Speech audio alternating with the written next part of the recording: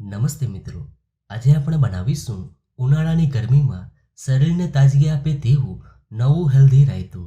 આ mix veg રાયતું ઘરમાં બધાને ખૂબ જ પસંદ આવશે. ટેસ્ટી એવું રાયતું બનાવવા માટે એક બાઉલમાં લઈએ 1.5 કપ દહીં.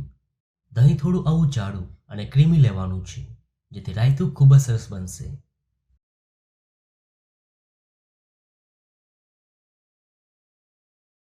હવે દહીંને એકદમ સારી રીતે ફેટી લઈએ.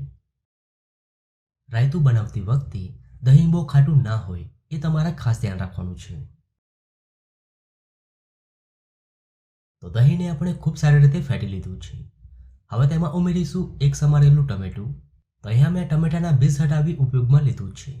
સાથે તેમાં ઉમેરીશું એક મીડિયમ ઝીણી સમારેલી ડુંગળી,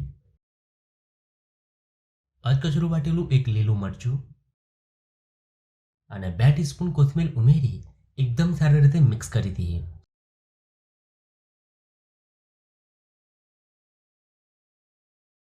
હવે તેમાં ઉમેરીશું એક ખમણેલી કાકડી,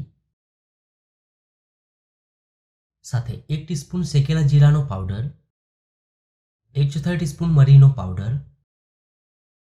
1 ટીસ્પૂન ખાંડ અને સ્વાદ પ્રમાણે મીઠું ઉમેરી મસાલાને એકદમ સારી રીતે મિક્સ કરી દઈએ.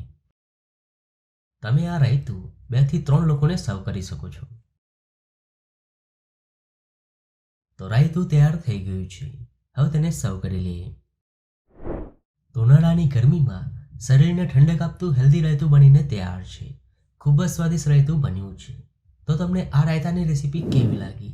જો રેસીપી ગમી હોય તો વિડીયોને લાઈક અને શેર કરજો.